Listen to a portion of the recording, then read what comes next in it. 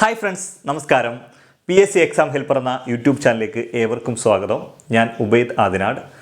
നമ്മൾ കഴിഞ്ഞ ക്ലാസ്സിൽ സ്കൂൾ ടെക്സ്റ്റുമായിട്ട് ബന്ധപ്പെട്ട ചാപ്റ്റേഴ്സ് 2 ചാപ്റ്ററായിരുന്നു. 5ാം ക്ലാസ്സിലെ 2 ചാപ്റ്ററായിരുന്നു നമ്മൾ തീർത്തത്. നമ്മൾ അടുത്തത് 3ാമത്തെ ചാപ്റ്ററാണ് പോകാൻ പോകുന്നത്. അപ്പോൾ നിങ്ങൾ മനസ്സിലാക്കേണ്ട ഒരു കാര്യമുണ്ട്, 5ാം ക്ലാസ്സിലാണ് നമ്മൾ നിൽക്കുന്നത്. അപ്പോൾ 5ാം ക്ലാസ്സിലെ പിള്ളേർക്ക് 5ാം ക്ലാസ്സിൻ്റേതായ ഒരു സ്റ്റാൻഡേർഡ് കാണത്തുള്ളൂ. ടെക്സ്റ്റുകൾക്കും നമ്മളിപ്പോൾ ഒരു PSC പരീക്ഷ എഴുതുന്നവർക്ക് നമ്മൾ ഇച്ചിരി ഹൈ ലെവലിൽ നിൽക്കുന്നവരാണെങ്കിൽ പോലും കുട്ടികളുടെ 5ാം ക്ലാസ്സിലെ നിലവാരത്തിനനുസരിച്ചുള്ള ക്വസ്റ്റ്യൻ, ഓരോ ക്ലാസ് കൂടുന്നതനുസരിച്ച് ക്വസ്റ്റ്യൻ്റെ നിലവാരം കൂടും. എന്നാൽ 5ാം ക്ലാസ്സിലെ ചില ചാപ്റ്റേഴ്സൊക്കെ നമുക്ക് പലർക്കും അറിഞ്ഞുകൂടാത്ത കുറേ കാര്യങ്ങളും അതിനകത്ത് കിടപ്പുണ്ട്. എന്നാൽ PSC എപ്പോഴും ആവർത്തിച്ച് ചോദിക്കുന്ന ക്വസ്റ്റ്യൻസും കിടപ്പുണ്ട്. അപ്പോൾ ചില ചാപ്റ്റേഴ്സിനൊക്കെ വളരെ നിലവാരം കുറവാണ്. അപ്പോൾ അതിനകത്തുനിന്ന് നമ്മൾ എന്ത് ചെയ്യുന്നത്, വളരെ വേണ്ട അത്യാവശ്യം 1-2 കാര്യങ്ങൾ ഒഴിച്ച് ബാക്കി ഞങ്ങൾ കളയും. ഓക്കെ, നമ്മളങ്ങോട്ട് പോകെ നമുക്ക് വേണ്ട കാര്യങ്ങൾ വന്നു ഓരോ ചാപ്റ്റേഴ്സ്. അപ്പോൾ ഓരോ ചാപ്റ്ററും നമ്മൾ വിടുന്നില്ല. അതിനകത്തുനിന്ന് എന്തെങ്കിലുമൊക്കെ PSCക്കാർക്ക് തരാൻ പറ്റുന്നുണ്ടെങ്കിൽ അത് മാത്രം ജസ്റ്റ് എടുത്തെടുത്ത് പോകുവാണ്. അപ്പോൾ നമ്മൾ ആ ഒരു 5ാം ക്ലാസ്സിലെ ചാപ്റ്ററിന് ചില ചാപ്റ്റേഴ്സ് വളരെ ലോ ലെവൽ ചാപ്റ്റേഴ്സാണ്. അപ്പോൾ അതിനകത്ത് നമ്മൾ പറയാൻ പോകുന്ന അടുത്ത 3ാമത്തെ ചാപ്റ്ററാണ്. 3ാമത്തെ ചാപ്റ്ററിനകത്ത് കുട്ടികളെ ഗുണിക്കാൻ പഠിപ്പിക്കുകയാണ്. ഗുണന രീതികൾ എന്ന് പറയുന്നതാണ് 3ാമത്തെ ചാപ്റ്ററിൻ്റെ പേര്. 4ാമത്തെ ചാപ്റ്ററിൻ്റെ പേര് അങ്ങനെ ഹരിക്കാൻ പഠിപ്പിക്കുക. അങ്ങനെ അതിനകത്തു നിന്നൊക്കെ നമുക്ക് വേണ്ട വളരെ ഇമ്പോർട്ടൻ്റ് ആയിട്ടുള്ള കുറച്ച് കാര്യങ്ങൾ മാത്രമേ ആ ചാപ്റ്റേഴ്സിൽ നിന്നൊക്കെ എടുക്കുന്നുള്ളൂ. പിന്നെ പോകെ നമുക്ക് വരുന്ന നല്ല കാര്യങ്ങളൊക്കെ വരുന്നുണ്ട്. ഇതൊക്കെ ഏതാണ്, നമ്മുടെ പരപ്പളവ് എന്ന് പറയുന്ന ചാപ്റ്ററൊക്കെ ഉണ്ട്. നമുക്ക് ഹരിക്കാനും ഒക്കെ പഠിപ്പിക്കുന്ന കുറച്ചും വിസ്തീർണം കണ്ടുപിടിക്കുന്നതൊക്കെ ഉണ്ട്. PSC ചോദിച്ച പ്രീവിയസ് ക്വസ്റ്റ്യൻസ് തന്നെ അതിനകത്ത് അതേപോലെ ക്വസ്റ്റ്യൻ ചോദിച്ച 5ാം ക്ലാസ്സിലെ ചാപ്റ്ററിനകത്തെ ക്വസ്റ്റ്യൻ അതുപോലെ ചോദിച്ചു. കാതി ബോർഡ് LDCക്കൊക്കെ ചോദിച്ച പടം വരെ ചോദിച്ച ക്വസ്റ്റ്യൻസ് വരെ കിടപ്പുണ്ട്. അതൊക്കെ നമ്മൾ ഇന്നത്തെ ചെയ്തായിരിക്കും പോകുന്നത്. ഓക്കെ, നമുക്ക് ആദ്യത്തെ ക്വസ്റ്റ്യൻസിലേക്ക് നമുക്ക് പോകാം. ഓക്കെ, നമ്മൾ ആദ്യം പറയാൻ പോകുന്നത് വെച്ചാൽ ഈ 3ാമത്തെ ചാപ്റ്റർ 3-ക്കകത്ത് ആവർത്തന ഗുണിതം എന്ന് പറയുന്ന ആവർത്തന ഗുണിതമല്ല, ഗുണന രീതികൾ എന്ന് പറയുന്ന അതിനകത്തുനിന്ന് നമുക്ക് ഒരുപാട് കാര്യങ്ങളുള്ള 2-3-4 പോയിന്റുകൾ മാത്രമേ അതിനകത്ത് നമുക്ക് വേണ്ടതായിട്ടുള്ളൂ. ഓക്കെ, അതിനകത്ത് ഒന്നെന്ന് വെച്ചാൽ ഒന്നുമില്ല, സിമ്പിളായിട്ടുള്ളൊരു കാര്യം എന്ന് വെച്ച് കഴിഞ്ഞാൽ ഞാൻ പറയുന്നത് 11 × 11 കണ്ടപ്പോൾ എനിക്ക് ഇങ്ങനൊരു ക്വസ്റ്റ്യൻ വന്നു കഴിഞ്ഞാൽ നമ്മൾ എളുപ്പം 11 × 11 എത്ര, 121. ഇതാണ് എൻ്റെ 11 × 11 വെച്ചാൽ 121. ഓക്കെ ആണല്ലോ 11ൻ്റെ സ്കോർ. ഇനി ഇങ്ങനെ വന്നാലോ, 111 × 111 ഇങ്ങനെ ക്വസ്റ്റ്യൻ വന്നാലോ 100. ഇവിടെ ഇത് എങ്ങനെയാണ് ചെയ്യുന്നത് വെച്ച് കഴിഞ്ഞാൽ ഇവിടെ എത്ര നമ്പർ ഉണ്ട്, 1 2. അപ്പോൾ 1 2 അപ്പോൾ എന്തുണ്ടോ 1 2 പിന്നെ 1. അപ്പോൾ ഇവിടെ എത്ര നമ്പർ ഉണ്ട്, 1 2 3. അപ്പോൾ നമ്മൾ ഇത് എന്ത് ചെയ്യുന്ന അറിയോ, 1 2 3. അപ്പോൾ ഇതേ ചെയ്താൽ 1 × 1 2 3. ഓക്കെ ആണല്ലോ, 3 നമ്പറാകുമ്പോൾ 11 × 11ൻ്റെ സ്ക്വയർ എഴുതുന്നതാണ്. 11ൻ്റെ സ്ക്വയർ എഴുതുക, 11ൻ്റെ സ്ക്വയർ എന്ന് പറഞ്ഞാൽ 111ൻ്റെ സ്ക്വയർ 11ൻ്റെ സ്ക്വയർ 11 × 11 121 പറഞ്ഞു. ഇവിടെ 111ൻ്റെ സ്കോർ 111 × 111. അപ്പോൾ എന്ത് കിട്ടും, 111 × 111 ആകുമ്പോൾ 1 2 3 സംഖ്യയിൽ 1 2 3 വീണ്ടും വേണം 2 1. ഇത്രയേ ഉള്ളൂ ആൻസർ. ഓക്കെ ആണല്ലോ. നോക്കിയേ, 1111 ×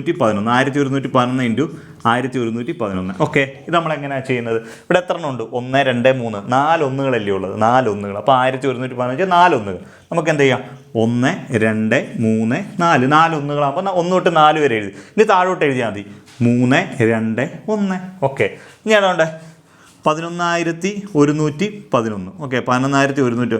ഓക്കെ, 10 100 1000 10,000 11,111.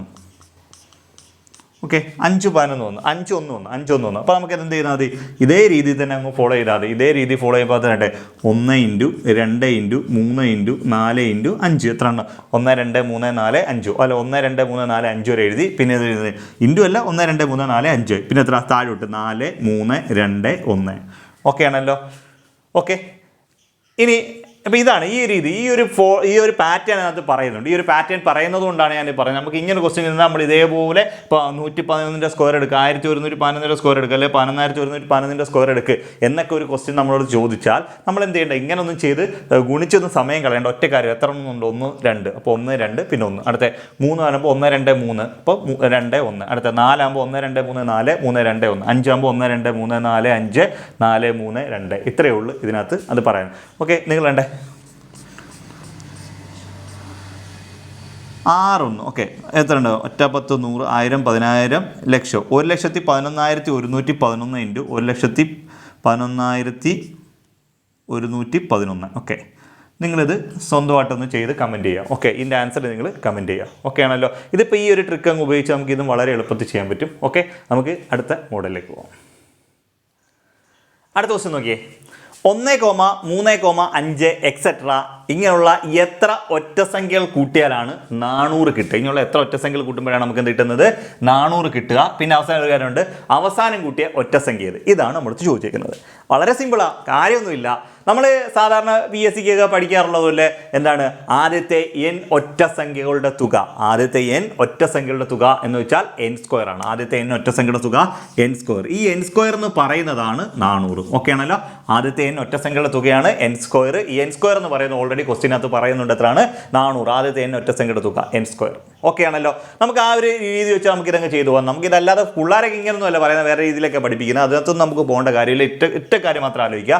ആദ്യത്തെ n ഒറ്റസംഖ്യയുടെ തുക കണ്ടുപിടിക്കാൻ ലൊക്കേഷൻ n² ആണ്. അപ്പോൾ ഈ n² എന്ന് പറയുന്നതാണ് 400. എങ്കിൽ എത്ര എണ്ണമാണെന്ന് ചോദിച്ചിരിക്കുന്നത്? n എത്ര സംഖ്യ ഉണ്ട്? എത്ര സംഖ്യകൾ കൂട്ടിയാലാണ് 400 കിട്ടുന്നത്? അപ്പോൾ എത്ര എണ്ണം കൂട്ടുന്നത് വെച്ചാൽ n² എന്ന് വെച്ചാൽ 400 അല്ലയോ? അപ്പോൾ n എത്ര കണ്ടുപിടിക്കുക? അപ്പോൾ n ന്റെ സ്ക്വയർ മാറ്റിയാൽ മതി. സമത്തിന് ഇപ്പുറത്തെ സംഖ്യയുടെ സ്ക്വയർ മാറ്റണമെങ്കിൽ സമത്തിനപ്പുറ സംഖ്യയുടെ സ്ക്വയർ റൂട്ട് എടുത്താൽ മതി. സമത്തിനപ്പുറ സംഖ്യയുടെ സ്ക്വയർ മാറ്റണമെങ്കിൽ സമത്തിനപ്പുറ സംഖ്യയുടെ സ്ക്വയർ റൂട്ട് എടുക്കുക. അപ്പോൾ എന്തുവാ?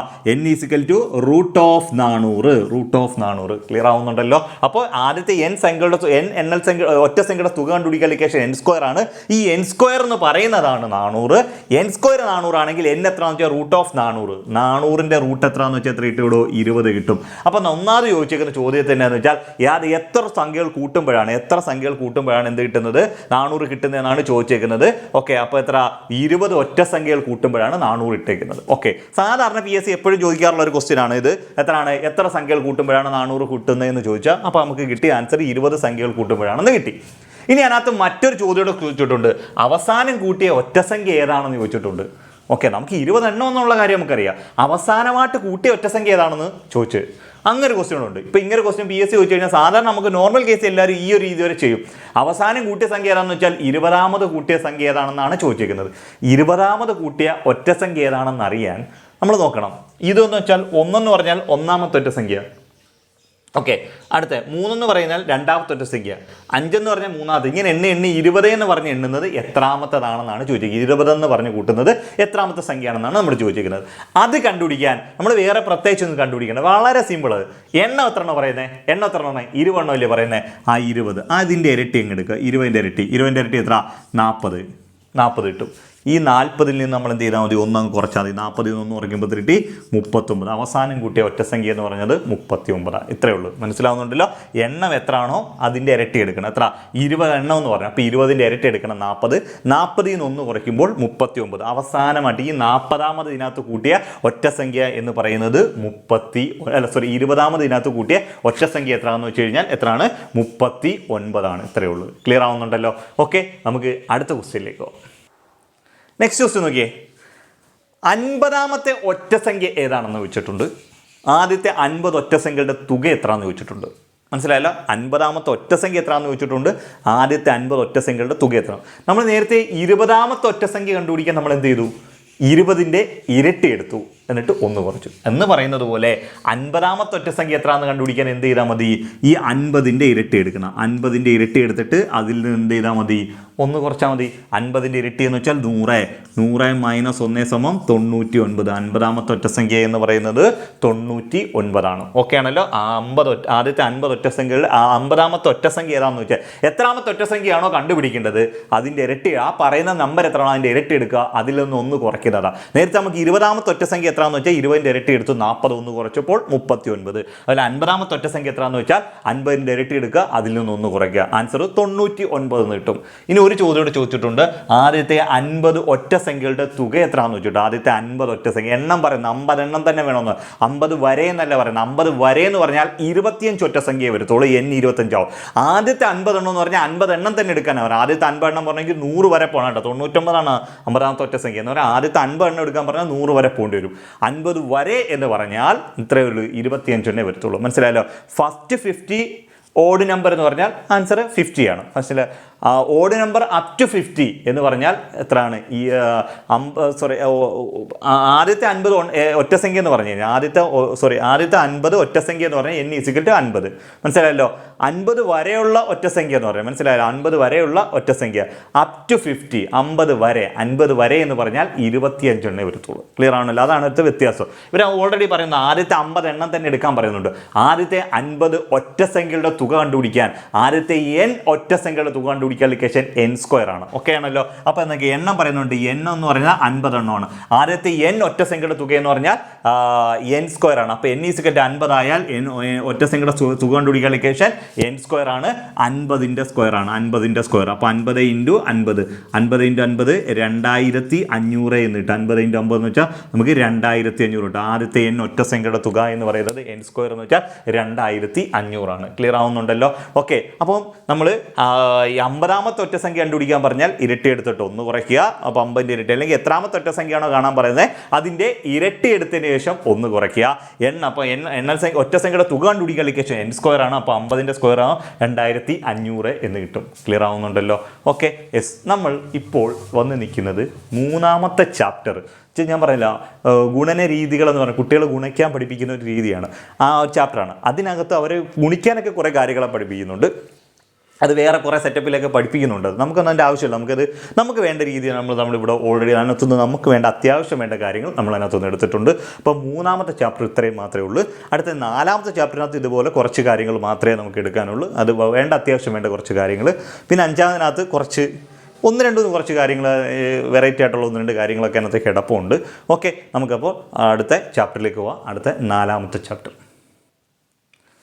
അടുത്ത 4ാമത്തെ ചാപ്റ്ററിൽ ഹരണ രീതികൾ. അതിനകത്ത് കുട്ടികളെ ഹരിക്കാനും വേണ്ടിയാണ് പഠിപ്പിക്കുന്നത്. ഇതെങ്ങനെയാണ് ഹരിക്കുന്നത്?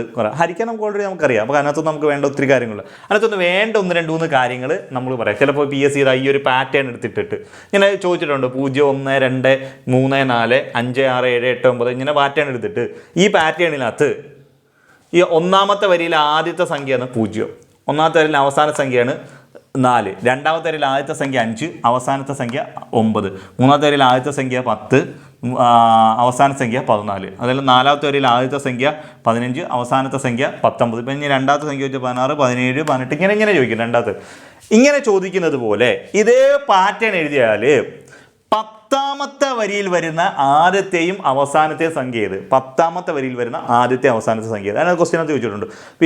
ടെക്സ്റ്റിനകത്തൊക്കെ ഇങ്ങനെ ഈ പാറ്റേൺ എഴുതിയാൽ ഇതിനകത്ത് 10ാമത്തെ വരിയിൽ വരുന്ന ആദ്യത്തെ സംഖ്യ ഏത്? മനസ്സിലായല്ലോ? നമുക്ക് നോക്കാം.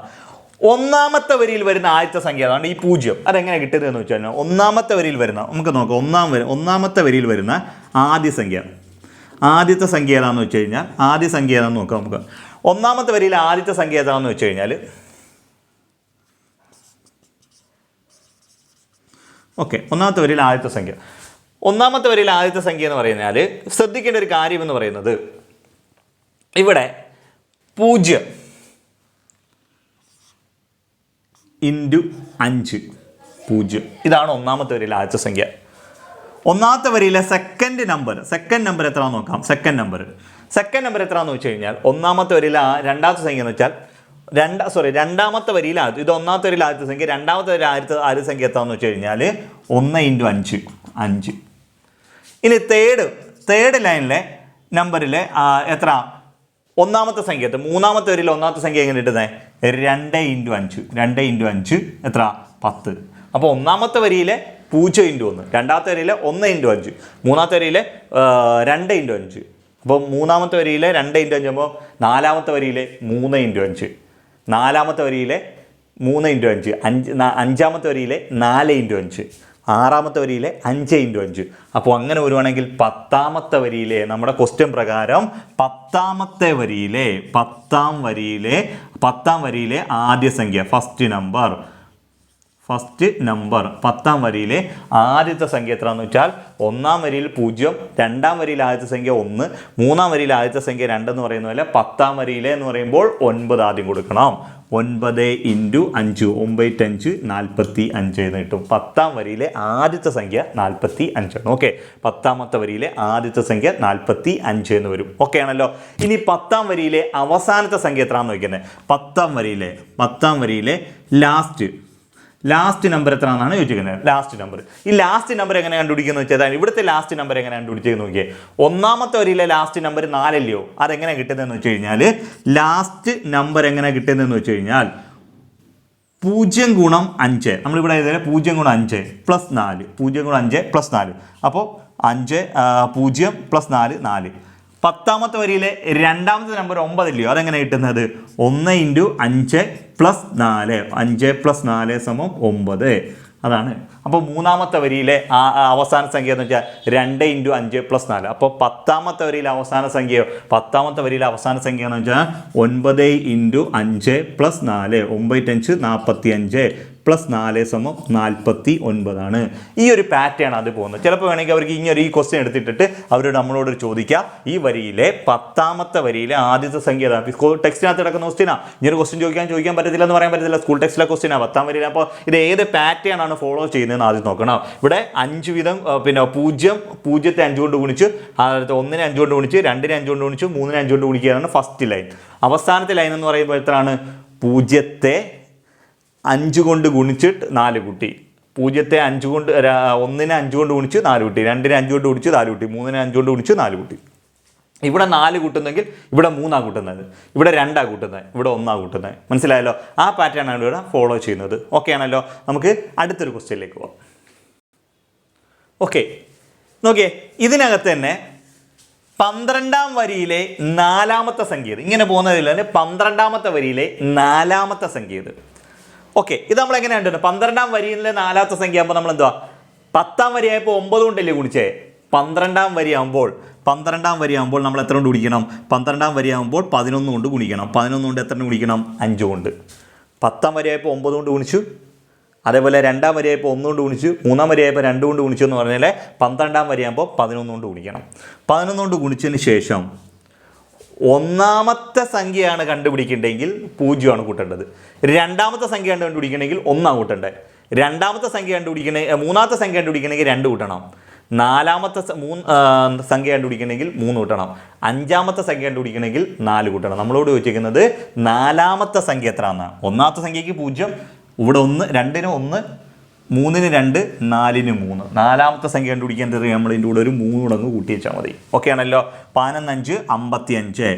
55 പ്ലസ് 3 സമം 58 എന്ന് കിട്ടും. എത്ര കിട്ടും? 58. ക്ലിയർ ആവുന്നുണ്ടല്ലോ? ഓക്കെ, 58 ആണ് ഈ 12ാം വരിയിലെ 4ാമത്തെ സംഖ്യ എന്ന് പറയുന്നത് 58. ഒന്നുകൂടെ ശ്രദ്ധിച്ചോണം. ഇവിടെ എത്രയാണ്? 12ാം വരിയാണ് കണ്ടുപിടിക്കേണ്ടത്. 12ാം വരി കണ്ടുപിടിക്കണമെങ്കിൽ 11 കൊണ്ട് 5നെ ഗുണിക്കണം. അപ്പോൾ എത്ര കിട്ടി? 55 കിട്ടി. ഇനി 1ാമത്തെ സംഖ്യയാണ് കണ്ടുപിടിക്കണമെങ്കിൽ 0 കൂട്ടണം. 2ാമത്തെ സംഖ്യ കണ്ടുപിടിക്കണമെങ്കിൽ 1 കൂട്ടണം. 3ാമത്തെ സംഖ്യ കണ്ടുപിടിക്കണമെങ്കിൽ 2 കൂട്ടണം. 4ാമത്തെ സംഖ്യ കണ്ടുപിടിക്കണമെങ്കിൽ 3 കൂട്ടണം. 5ാമത്തെ സംഖ്യ ആണെങ്കിൽ 4 കൂട്ടണം. അങ്ങനെ ഇവിടെ എല്ലാം അങ്ങനെ തന്നെയാണ്. ഇവിടെ നോക്കിയേ നമുക്ക് കണ്ടേ, ഈ 2ാമത്തെ വരിയിലെ 3ാമത്തെ സംഖ്യ ഒന്ന് കണ്ടുപിടിക്കുക. 2ാമത്തെ വരിയിലെ 3ാമത്തെ സംഖ്യ എങ്ങനെ കണ്ടുപിടിക്കുന്നത്? 2ാമത്തെ വരിയിൽ 3ാമത്തെ, അപ്പോൾ 2ാമത്തെ വരി ആകുമ്പോൾ 1നെ എത്ര കൊണ്ട് ഗുണിക്കണം?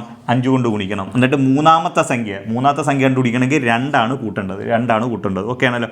5 പ്ലസ് 2 സമയത്ത് 7 അല്ലേ കിടക്കുന്നത്. ഓക്കെ, നിങ്ങൾ നോക്കിയേ. 3ാമത്തെ വരിയിലെ നമുക്ക് 3ാമത്തെ വരി അല്ലെങ്കിൽ 4ാമത്തെ വരിയിലെ 2ാമത്തെ സംഖ്യ കണ്ടുപിടിക്കണം. 4ാമത്തെ വരിയിലെ 2ാമത്തെ സംഖ്യ 16. എങ്ങനെ?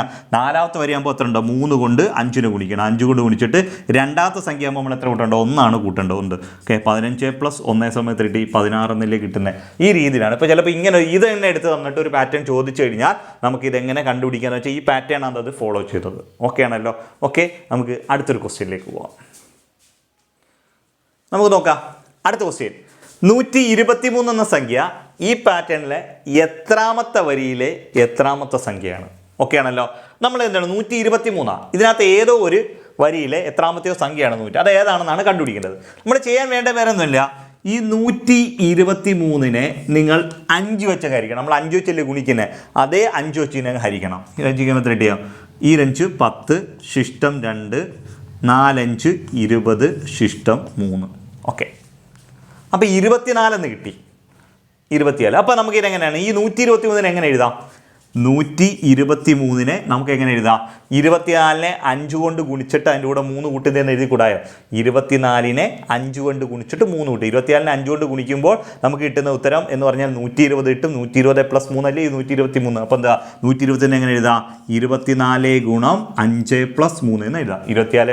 24 ഗുണം 5 + 24 5 കൊണ്ട് ഗുണിച്ചിട്ട് 3 കൂട്ടുന്നതാണ് എന്തെന്ന് പറയുന്നത് 121. അപ്പോൾ നേരത്തെ നമുക്ക് ചെയ്തതുപോലെ നമ്മൾ 10ാമത്തെ വരി കാണാൻ 9നെ 5 കൊണ്ട് ഗുണിച്ചു.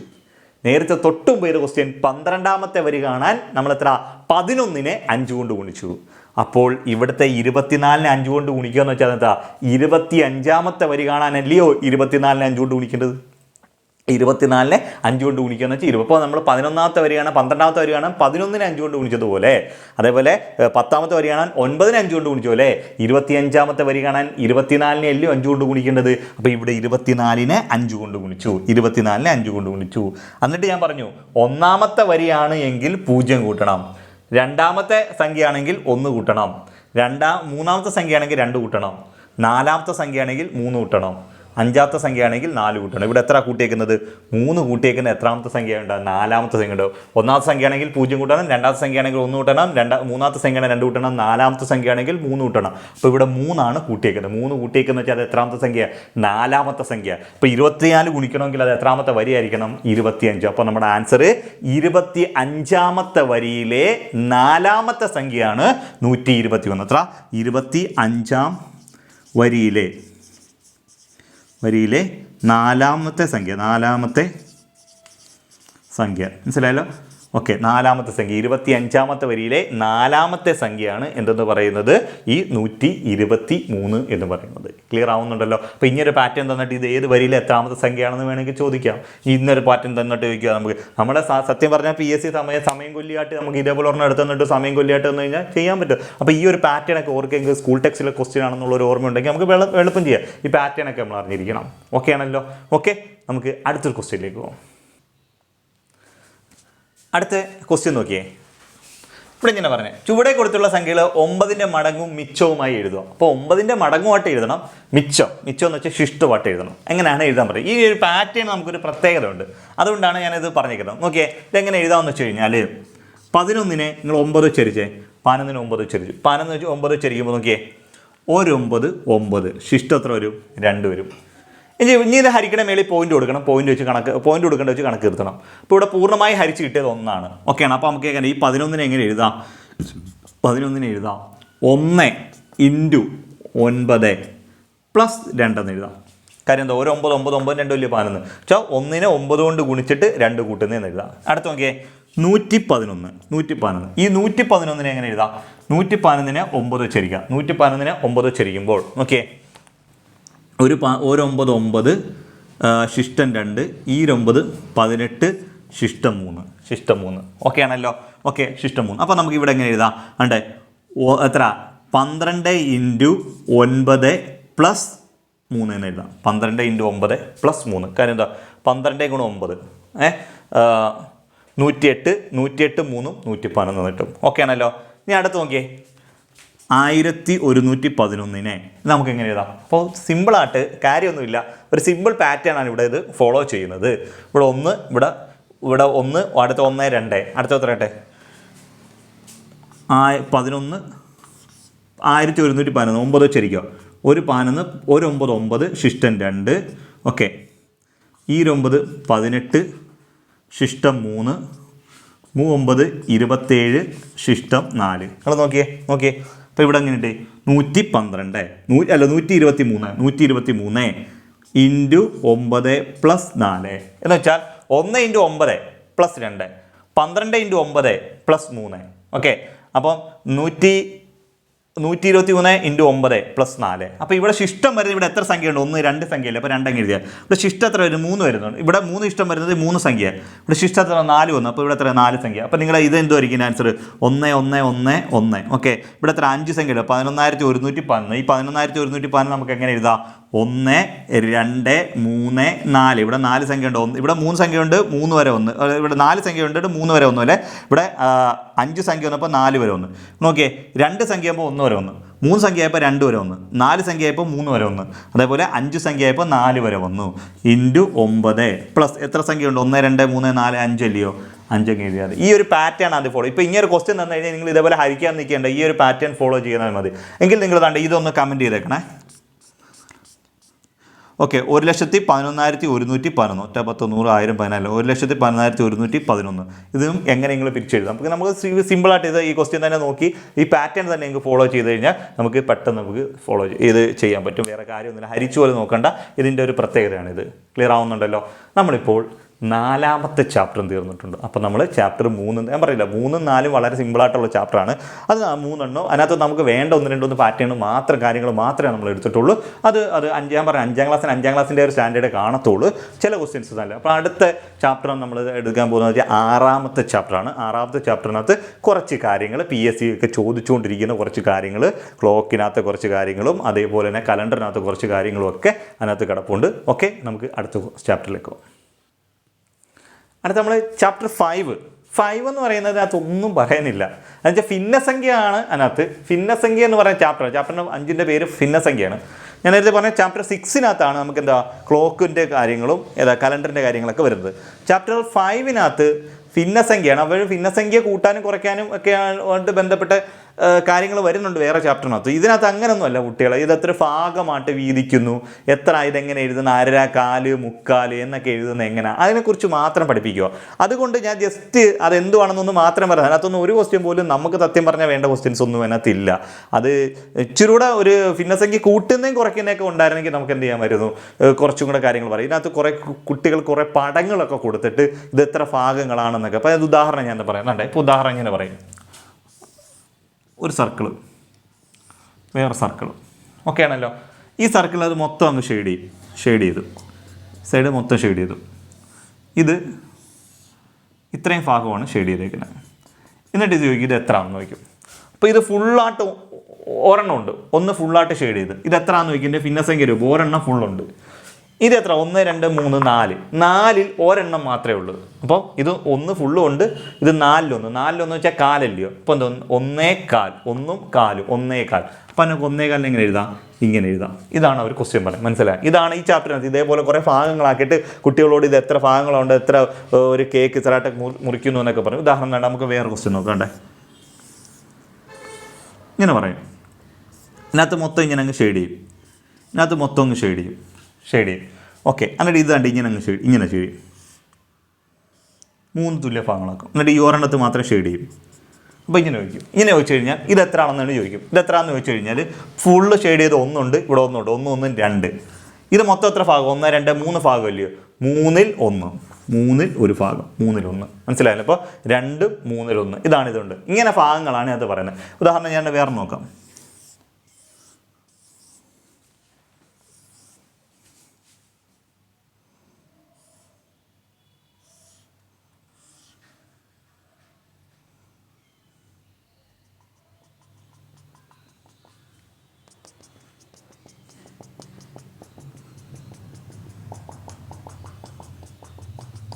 ഇതിനോട് ഇത് എത്രയാണെന്ന് ചോദിക്കും. ഇത് എത്രയാണെന്ന് വെച്ചാൽ എത്ര?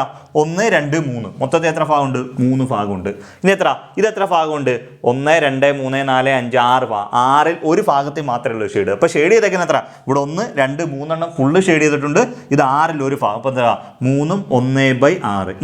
ഇങ്ങനെയുള്ളതാണ് ഈ ചാപ്റ്ററിനകത്ത്. എന്താണ് ഞാൻ പറയുന്നത്, കൂട്ടാനും കുറയ്ക്കാനും പോലും അല്ല അതിനകത്ത് പറയുന്നത്. ഇതേപോലെ ഭാഗങ്ങളൊക്കെ ആക്കി ഇത് എത്രയൊക്കെ ചേർത്ത് വെക്കുമ്പോൾ എത്ര കിട്ടും എന്നൊക്കെ ഉള്ള കാര്യങ്ങളൊക്കെ ആണ് അതിനകത്ത് പറയുന്നത്. ഇതിന് മെയിനായിട്ടുള്ള ക്വസ്റ്റ്യൻസ് ഉണ്ട്. ഭിന്നസംഖ്യ PSC എപ്പോഴും ചോദിക്കുന്ന കൂട്ടിയും കുറയ്ക്കുകയും ചെയ്യുന്ന വേറെ കുറേ സെറ്റപ്പ് ഉണ്ട്. അത് ഈ ചാപ്റ്ററിൽ അടുത്ത ക്ലാസ്സിലോ അല്ലെങ്കിൽ ഇതിൻ്റെ അടുത്ത വേറെ ചാപ്റ്ററിലോ ഉണ്ടോ എന്ന് നോക്കണം. അതോ അടുത്ത അല്ലെങ്കിൽ 6ാം ക്ലാസ്സിലായിരിക്കുള്ളൂ. അതൊക്കെ പക്ഷേ ഇച്ചിരൂടെ സ്റ്റാൻഡേർഡായിട്ട് നമുക്ക് PSC എപ്പോഴും വേണ്ട കാര്യങ്ങളാണ്. അപ്പോൾ നമുക്ക് വേണ്ട കാര്യങ്ങൾ ഇതിനകത്തൊന്നും അങ്ങനെ ഇല്ല. അതുകൊണ്ടാണ് ഞാൻ ഈ പറഞ്ഞ ഈ ചാപ്റ്ററിനകത്ത് ഇത് എന്താണെന്നുള്ള കാര്യം ഉദ്ദേശിക്കുന്നത്. അപ്പോൾ 5 ചാപ്റ്റർ നമ്മൾ തീർത്തിട്ടുണ്ട്. ഓക്കെ, അപ്പോൾ നമ്മൾ 5ാമത്തെ ചാപ്റ്ററും തീർന്നിട്ടുണ്ട്. ഇനി അതിനകത്ത് ഒരു ചാപ്റ്റർ കൂടെ ഉള്ളു. ആ ഒരു ചാപ്റ്റർ എന്ന് വെച്ചാൽ ഇച്ചിരി ഇമ്പോർട്ടൻ്റ് ആയിട്ടുള്ളൊരു ചാപ്റ്ററാണ്. എന്ന് വെച്ച് കഴിഞ്ഞാൽ നമ്മുടെ എന്താണ് നമ്മുടെ പിന്നെ ക്ലോക്കിൻ്റെയും കലണ്ടറിലേക്ക് 1 2 കുറേ ക്വസ്റ്റ്യൻ, കുറച്ച് 1 2 നല്ല ക്വസ്റ്റ്യനും അതിനകത്ത് കിടപ്പുണ്ട്. ഓക്കെ, നമുക്ക് അടുത്ത ഒരു വീഡിയോയുമായി വീണ്ടും കാണാം. Okay, by.